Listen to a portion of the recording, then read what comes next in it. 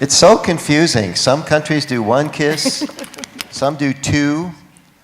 Did you know some countries do 3 kisses? And some countries do a French kiss. It's France. Hi, everybody. How you doing? I'm so excited to be here. It's our second time. Renee is here with me. It's our second time here in Great Britain, and it is so confusing overseas because nobody knows how to count England or Great Britain or the United Kingdom as a country.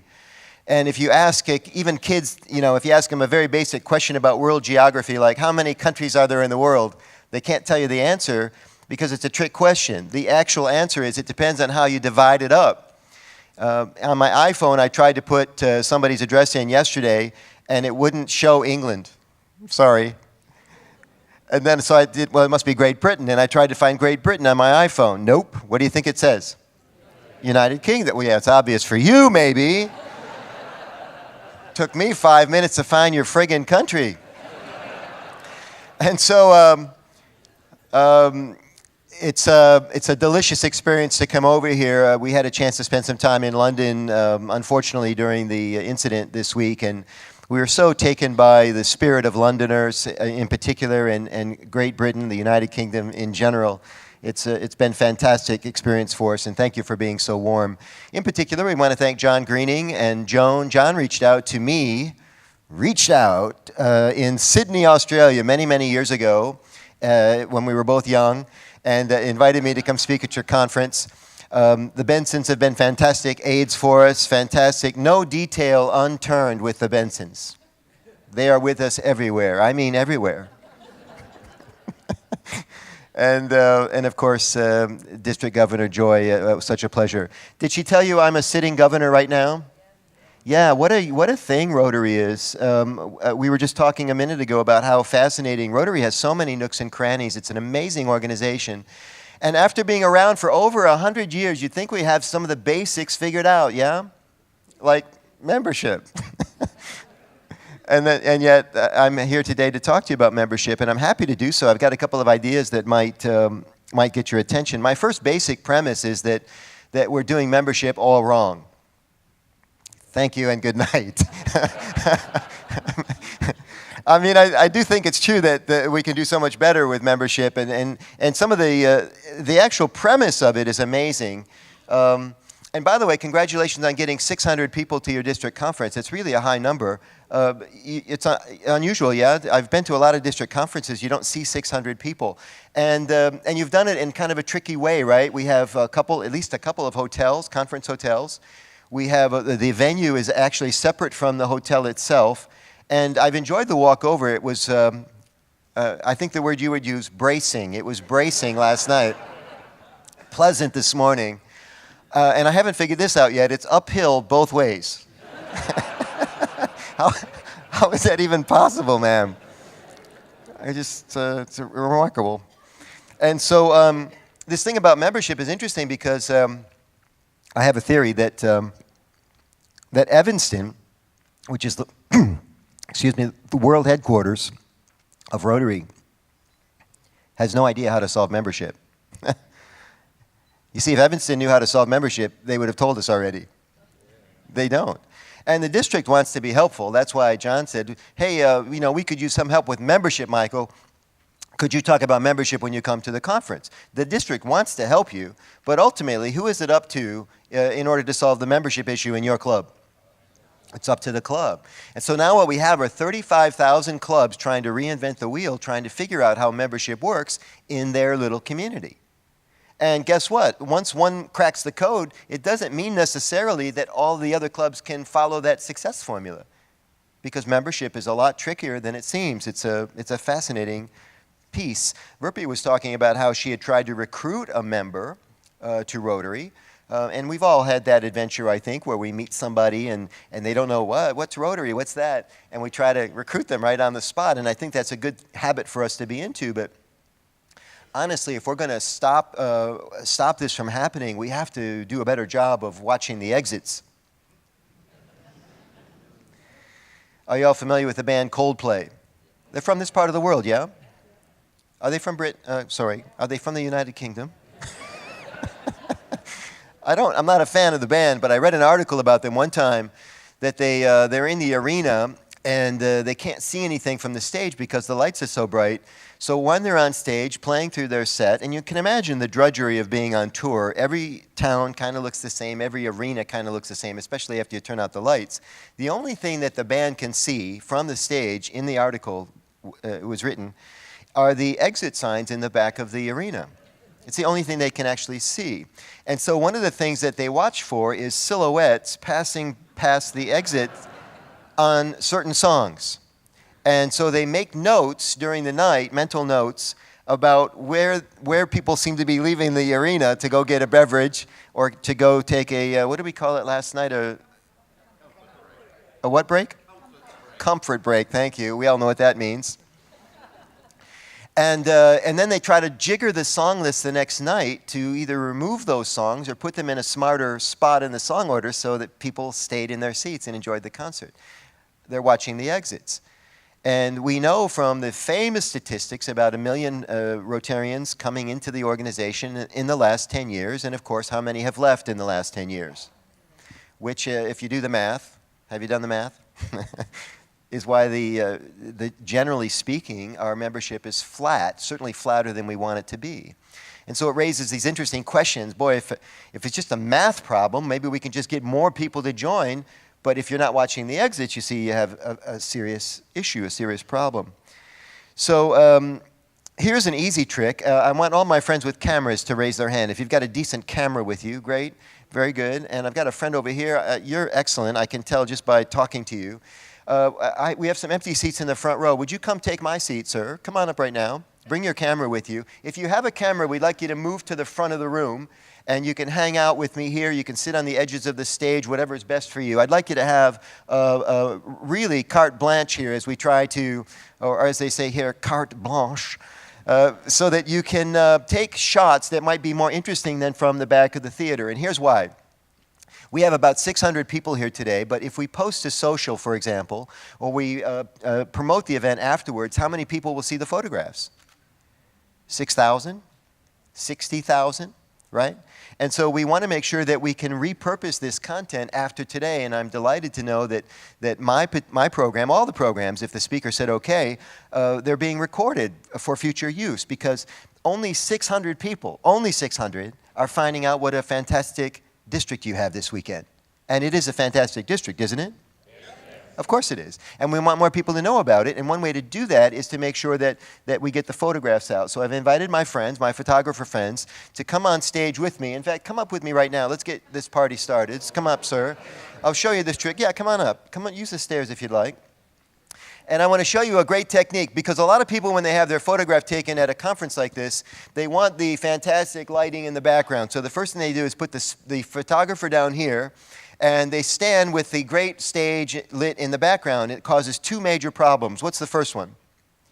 The lighting is terrible, right? So you can poke at your iPhone and brighten the lighting a little bit or darken it to the extent that you need to. The second problem, though, is if I have my photo taken, come on over here, guys. If I have my photo taken here, the only thing that's behind me is the frame itself. There are 600 really cool people here. Nobody's in the photo with me. I'm at a conference by myself.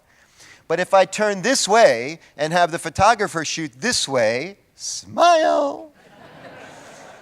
Now wave your hands like this. Wave them in the air like you're doing something. Great.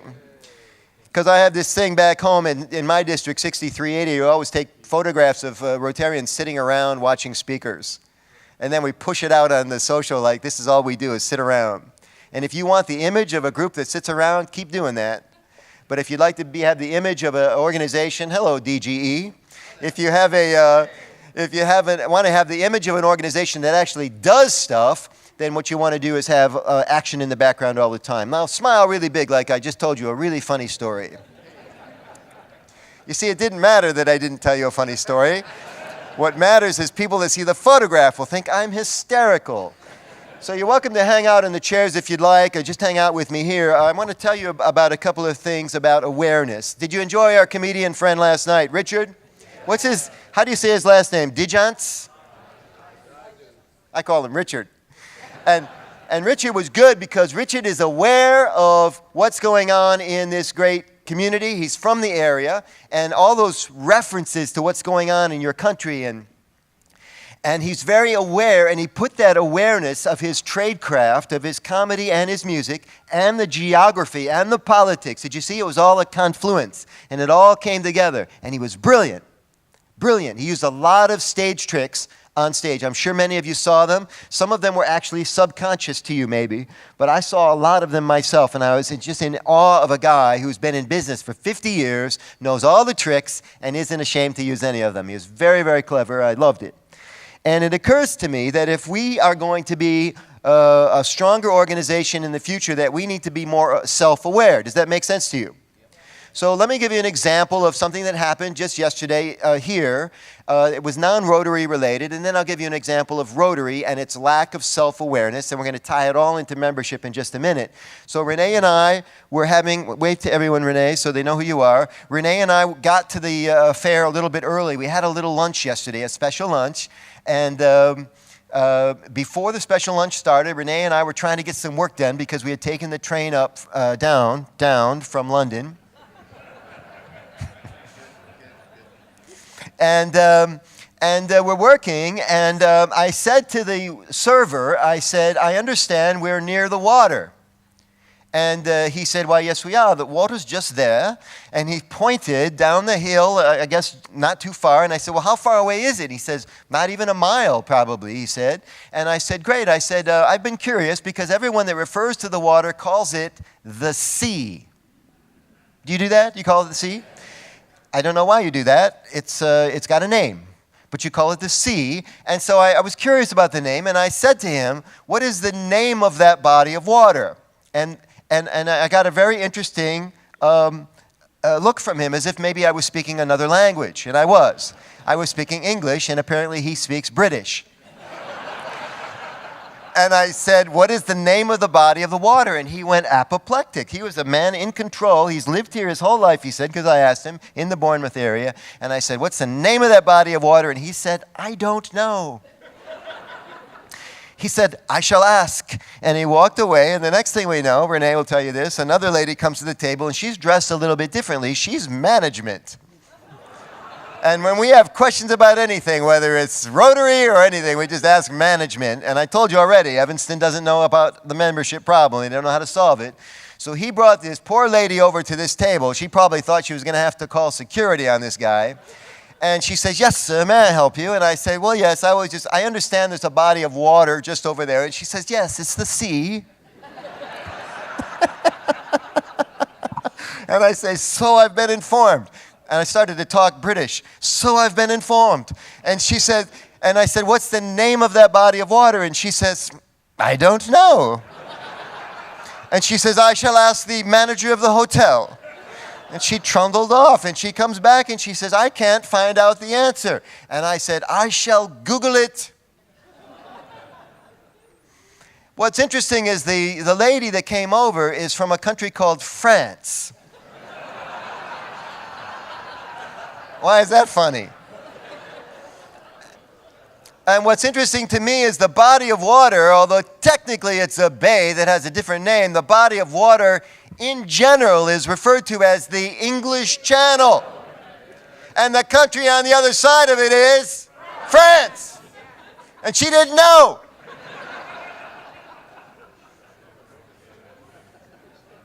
She's not in the room, is she? I found this amusing. She found it amusing too. We had a good laugh. But she's not self-aware, right? This is where she lives. She's in the tourist business. And I asked the most basic tourist question, what's that body of water? And she couldn't tell me. You see? Now, it's really funny when we laugh at other people and their lack of self-awareness. Now, the program's going to take a serious turn. Because I got to talk about Rotary self-awareness. Oops. So we've been here for a little while now, and it's been fun acclimating to the district. I'll tell you what I'll do. Before I poke at you a little bit, I'll poke at my own club. Would that help you feel better? So, one time, a few years ago, I brought a couple of visitors to my club. They were women. because I heard we need more women in Rotary. So I thought, well, I'll bring women as visitors. Maybe they'll join. And here's how it worked out. So I'm talking to the ladies who had never been to a Rotary meeting. And a member of my club came over, Eve. He's the heart and soul of my club. And I've talked to him about this since. He doesn't mind that I tell this story. His name is Dave. And Dave came over and he had a big spool of tickets around his neck. It looked, in Rotary land, it looks normal, but maybe to regular people it looks like a clown show. And he has the Rotary tickets, and he says to these women who he had never met, he says, 50-50? And he raised his eyebrows, which was the extent of his communication. 50-50? As if that would explain everything. and one of the ladies just smiled politely, and the other one, there was a little like a twitch in her face, like this. Can you see?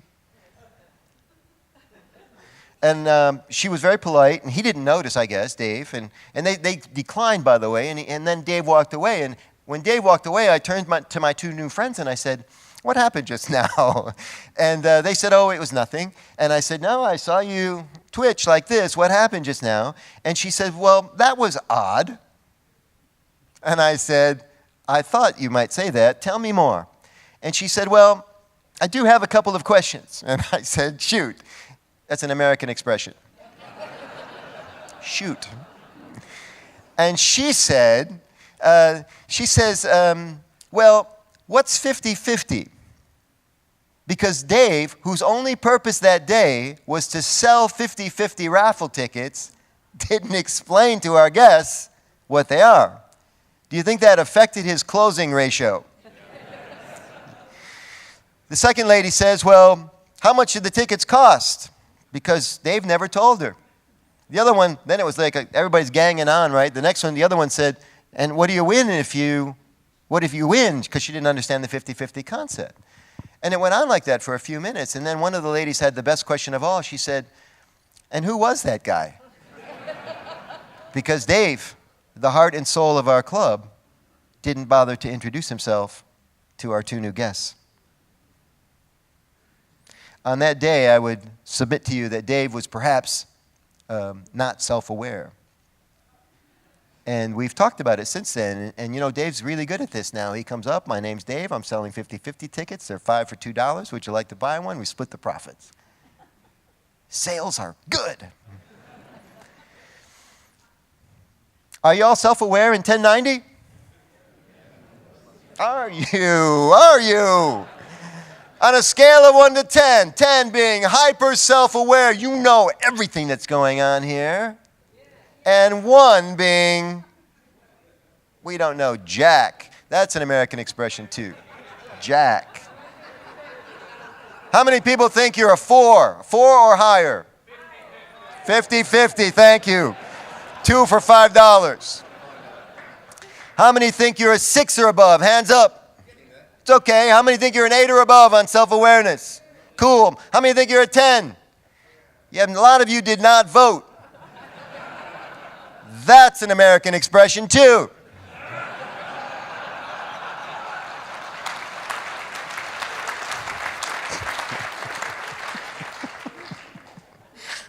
I didn't plan that one. Sometimes the timing's just right, John. That's the thing. So the theme of the conference is reach out. I love the theme. Reach out. 600 people in the room right now. How many of you have introduced yourself to me? Hands up. I can count you. 12, 15, 16. There's a couple in the balcony. 18, maybe 25 people. Now, I'll give you this. You might not know that I'm in your district, or not in your district. You might think you've met me before. But Renee is here with me. Renee, stand up. She is not from around here. We're visitors. And if you want visitors to join, you have to make them feel welcome. I've been telling Rotary districts for years, you should greet every person you don't see, physically greet every person you don't know. Especially at the club level. If somebody comes in that you all know who the visitors are. I've been the guest speaker Eve's been the guest speaker at many, many Rotary clubs. And surprisingly, in an organization this warm and this humanitarian-centric, we apparently don't care to meet everybody that comes to club. It's fascinating to me. I started to think more about it. We've got some really smart scholars here. You got me thinking today, man. I was hearing psychology terms and economy terms, math, all this stuff going on. I'm very intellectual in headspace right now. And I started thinking about why it is that warm people aren't reaching out more often to say hello. And I came up with something I think you'll like as a reason. It's because, by definitions, ladies and gentlemen, by definition, clubs treat members better than they treat everybody else. Isn't that true? I mean, we're all about helping strangers and people we'll never meet. But by definition, Rotarians treat other Rotarians better than other people. It's not a bad thing. It's just my observation. So when we go to club, we tend to sit with people we like to sit with. Some of us sit in the same seat we sat in last week. Because we've got business with that person. How is your daughter? I hear she's not feeling well. Has you found your dog yet? I heard your dog went missing. Yeah? What's going on at work? I heard you had some trouble at work. You see, we have issues and questions and ongoing business with our fellow members, but we don't have any business going on with the visitors. In my own club, visitors we've kind of changed it now, but we used to catch visitors sitting at tables by themselves. Can you imagine that? An organization craving new members would let the visitors sit by themselves. It is stunning. And yet, this is who we are. You know, a big part of awareness is just being okay with who you are and then going to work on it. Have you heard of this expression, the naked look in the mirror? Do I need to explain more? The naked look in the mirror. Psychologists are big on this, that if you want to be have some self-acceptance, that you would take off all of your clothes and you would stand in the mirror naked and just be in the moment. What do most of us do when we stand in the mirror naked? Yeah, we look away. Whoa. Or what else? We start looking at the things we don't like. Isn't that true? The first thing we go, what we don't like. And by the way, we're just looking at the outside of our bodies, aren't we? We're not looking at the inside of our bodies. People say sometimes, I'm photographed a lot as a speaker and an author, and I do a lot of video work, and people say, what's your best side? And I say, the inside. They laugh. And they say, no, seriously, left or right? Which is it? And so I think this is interesting, and I think that it would help for us to have that naked look in the mirror as Rotarians, to understand ourselves better. I think Pam said it very well. She used an analogy with YouTube. She said, if people keep telling you they want 2-minute videos on YouTube, you got to stop posting 4-minute videos. 4 minutes is twice as long as 2 minutes. That's a huge margin of error. And so as we become more clever, and I do think we have to become clever about membership. In fact, I believe we have to sell Rotary to people. It's not like the old days. In the old days, if Rotarians just got out of bed and did what Rotarians do, people would flock to this organization. Did you see the photograph of the convention way back when? And now we have trouble getting people to come to lunch. It's changed. There are so many distractions and so many other value options out there that I think we have to become really, really clear about our value proposition in Rotary. And that's the hard part, ladies and gentlemen, because the value proposition in Rotary is a feeling. And it's hard to talk about feelings, especially for men. Yeah. And even if we could talk about it, can we articulate it? When people say something like, what's Rotary, or why should I join Rotary? How do you tell somebody you don't really know that well why they should join a philanthropic organization and come to lunch once a week or dinner? It's not an easy sell. And yet the selling of Rotary is exactly what we need. So I have some ideas to share with you. And by the way, I have a second session with you right after lunch where we talk about the idea of going public with Rotary.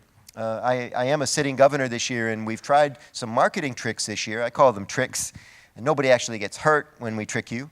It's like a magic show. I heard the excellent reference to magic earlier. If you know about Penn and Teller or Houdini or any of these magicians, you know, they trick you, but nobody actually gets hurt. Am I correct? So it's a trick and a expression. It's an expression, nothing to be afraid of. And so this idea of finding a way to sell Rotary and to get you to try us 3 times ideally. We'd like you to come to a club event 3 times because you cannot join Rotary. Is that true in RIBI?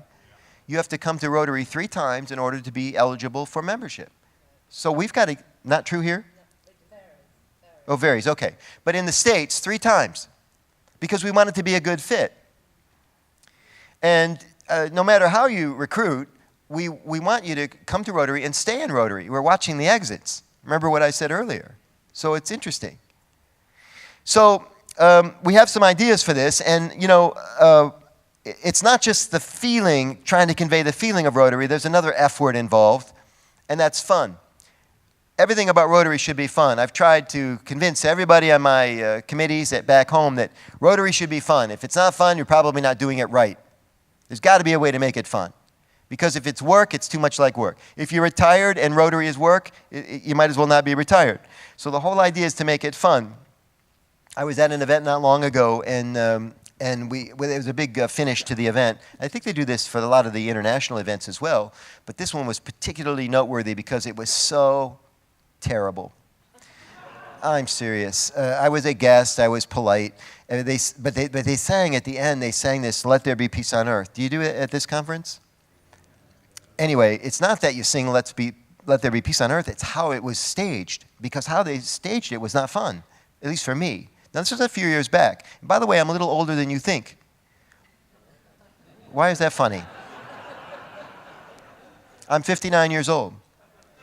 And I was probably 49 when this happened. But what happened was we were going to sing "Let There Be Peace on Earth," and whoever the songmeister was, he counts this off at like in the slowest time, slowest meter ever in the history of the world. This song has never been sung slower. It was, "Let there be peace on earth." And you know the song? "Let it begin." We're not singing it now. And we're certainly not singing it that slow. I mean, you could go to sleep in between the beats. And some of the Rotarians did.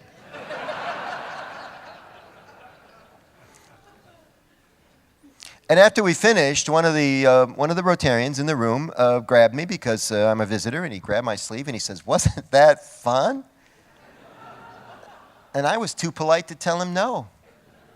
And he was too polite, or too maybe lacked a little self-awareness to really find out that it was fun for me. Right? Because I was a younger person at that time, and a Rotarian, by the way. So we define fun in different ways. Everybody has a different definition of fun. And I think this is one of the things we have to keep an eye on for sure. So I want to give you some positive examples about how this can change and be better. Are you enjoying my presentation so far? Oh, yeah. Yeah? Okay, good. I know a lot of people have been, thank you. A lot of people have been selling their books and stuff, and I think that's good. I love the soft sell. I think that's good. I want to give some books away. Would that be okay? Yeah. Even better? Yeah? So I'm going to give away a set of my books here at the end, but in order to do this, we have to do a drawing, and the drawing means business card with an email. So if you would be willing, trade your email address for a chance to win the set of books, that would be great. And if you like my content, I'll continue to send you tips on Rotary and tips on, I actually teach presentation skills. That's what I do for a living. And I'll send you more communication tips that you can use back at the club and back home. This is these are 5 products here. The 5 Cool Ideas book. There's 4 one-hour audio programs on persuasion, which I think, I already told you, I think we need to be better at persuading people to not only join Rotary, but to stay in Rotary. And there's also a DVD in here called Present Like a Pro that will help you with your presentations. I was delighted to see there were so many presidents in the room and president-elects, presidents-elect, and I hope that you're thinking about improving your presentations for next year.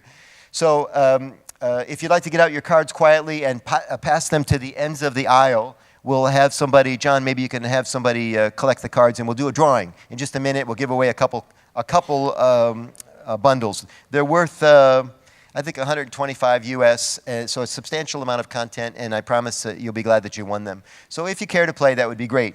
Now, I want to give you some ideas for membership, and I want you to write them down because you won't remember.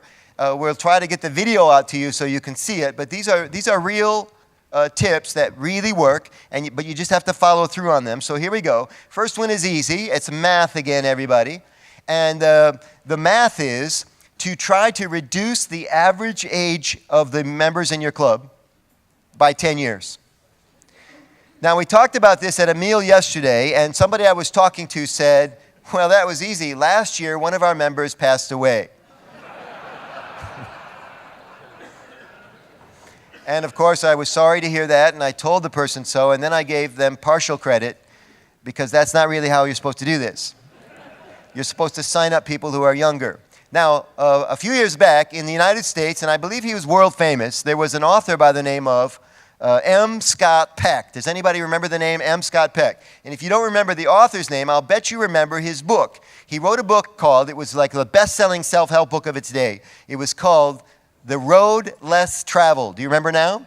The Road Less Traveled. And he wrote this book, and M. Scott Peck, essentially what he did was he recreated the Maslow hierarchy of needs, the triangle. You know, Maslow said, he was like the founder of HR in the West, and Maslow said that we all try to become highly evolved people. That's the whole idea of going through life, is to become highly evolved. So you get self-esteem, respect from others, you develop professionally, and then you get to this place where you're self-actualized, right? Self-aware. That was Maslow's thing. Very important. And that's when you're at the top of the triangle. And M. Scott Peck rolled out the same thing. But M. Scott Peck said it differently. He said if you just label the triangle 1 to 5, right, 1 to 5, that a 5 can help a 4, but a 5 probably can't help a 2. Why not? Not enough in common. He's technically capable of helping a 2, but it'll never happen because they have too many differences between the 5 and a 2. You understand what I'm saying? Now let's do it with ages, because we have all kinds of ages in the room. And by the way, I think older people are the coolest people on the planet. My favorite people. You're welcome. So we have people in the room, it wouldn't surprise me at all. We have 90-somethings in the room, 80-somethings, 70s, 60s, 50-somethings, 40-somethings. We have some 30-somethings, but not that many in the Rotary as Rotarians. And then we have a bunch of 20-somethings in the front. They're your Rotary scholars. That's kind of how it's breaking down today. That's fine. But here's my theory. A 70-year-old is not very likely to recruit 30-year-old Rotarians. Why not? Not enough in common. 70-year-olds might be able to bring in 60-year-olds, but they're even more likely to bring in 70-year-olds. We tend to bring in people who are like us. Does that make sense to you? Yeah. Ingrid, are you here? Will you come up with me? Give Ingrid a round of applause. I was chatting with Ingrid on the break.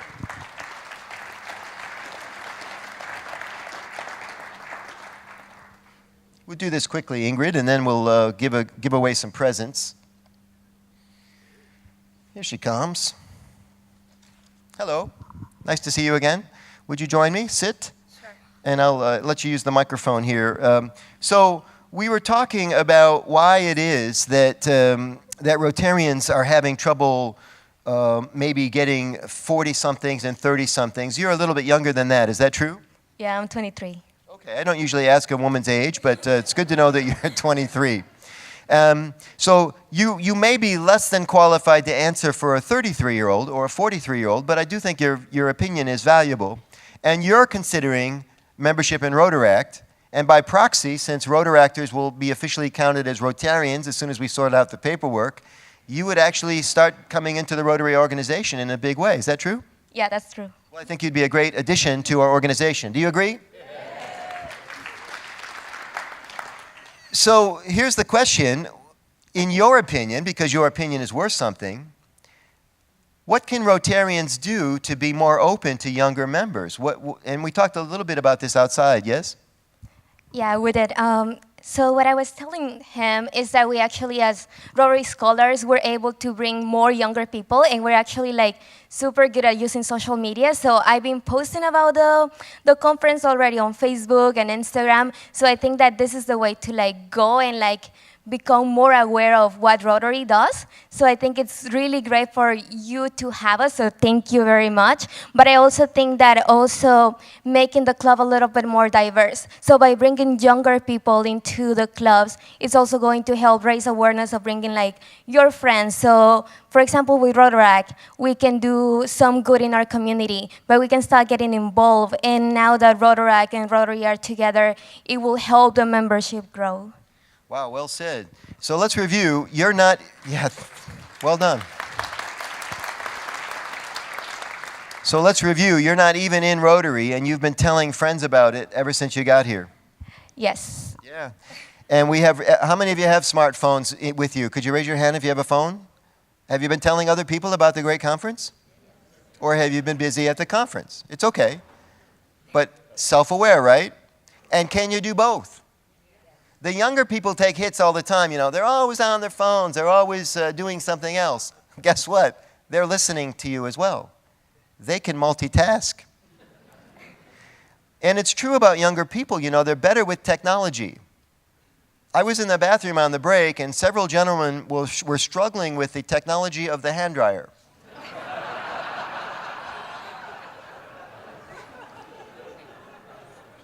Got to hold it right up, hold your hand right up to it.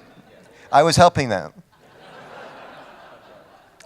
Stay with me. So we're talking about now identifying the youngest club in the district, because you have a club in the district that has the youngest age, and then drilling down and finding out how they did it, and to see if you could model some of those techniques, right? I told you you can't copy completely, but you should be able to model some of those techniques to make sure that other clubs know about those techniques and how they could model. We also are talking about, and Eve can tell you more about this, is spawning these new satellite clubs where you create a brand within a brand. So if you can't get 30-somethings and 40-somethings to join your senior club, you can sponsor that club, right, under your umbrella, and if they take root, you've done your part to extend Rotary, right, and to perpetuate Rotary, because you're building clubs underneath your umbrella. And by the way, if they decided to join your club later, that would be fine too. They won't. They won't, but you could offer that to them. So the brand within a brand concept. How about a round of applause for Ingrid? Thank you so much. Thank you. Be careful getting down. Yes, thank you. Great, thank you. So we're going to wrap up here quickly. We'll do the drawing. Do you have thank you very much. Bring up the bucket, John. Thanks very much. So I don't think that we can underestimate this membership issue. By the way, ladies and gentlemen, thank you. We just drop it right here. That'd be good. Thank you, John. And this is a powerful statement. I've never said this in public before. If you think we underestimated polio, wait till we find out what's going on with membership. Because we've been scratching our head about this for a decade now. Smart people. Scholars, you want to pay us back? Fix this membership thing. That'd be good. Okay, and then I want to tell you a quick story. We'll do the drawing. We'll get out of here. Hello, President's Rep. You're totally qualified to do this drawing. Will you pick 2 cards, please? Thank you. I'll take it from the bottom. That's good. Would you grab one more? Thank you very much. Here, one more. Where's John Clegg? John, you here? Way in the back. John, come on up. We'll give you a gift. And thank you very much. Jim and Pat Walker. Jim and Pat Walker, where are you? Come up and see Renee. We've got a gift for you. This is we'll give one of these right now to John. Thank you. Here he comes. Thank you very much. And yeah, congratulations. I'll sign that for you after if you'd like, John. Thank you. And we have a Rotary discount, of course, for people. Renee's going to be outside, and I'll be happy to sign as well. Oh, hi. You're the other winner. I'm the other winner. Okay, great. You're going to see Renee with the red hair in the lobby right after we're done, okay? Which one's Renee? She's the red one with the red hair. What She's the one that doesn't belong I here. used to have red hair. You used to have red hair? Yeah. Fascinating. Thank you. Thank you, Jen. And how are you, Pat? Michael Caruso, nice to meet you. You said Jim and Pat Walker, didn't you? You said Yeah, so both of you came up, That's right, yes. Yeah. as if she doesn't trust you. For the price of Thank you very much. So have right Renee. yes, right after the program, Renee in the lobby. Thank you very much. The Walkers, ladies and gentlemen.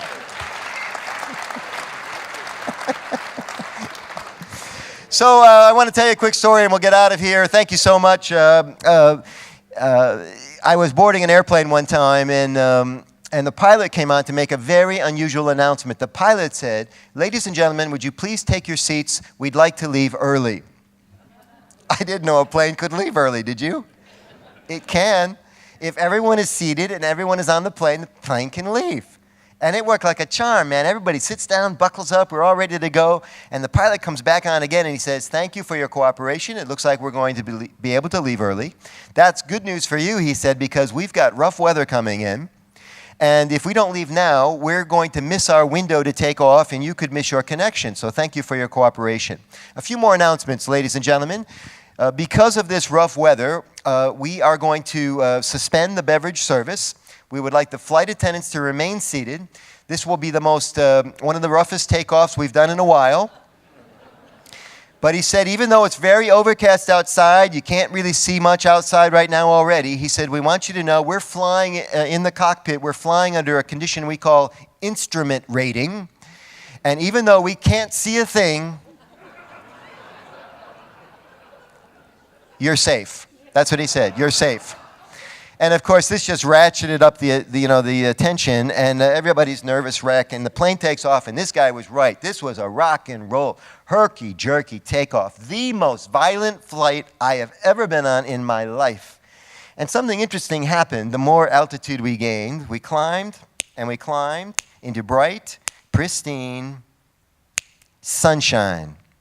And you know why this is possible? Because 1090, the sun is out every day, isn't it? And all you need to decide as a Rotarian, as a club, as a district, as RIBI, all we need to decide as the greatest service organization in the history of the world is whether we want to fly our planes in the cloud or above them. My name is Michelangelo Caruso. We have another segment for you after lunch. Thank you so much for all you do for Rotary.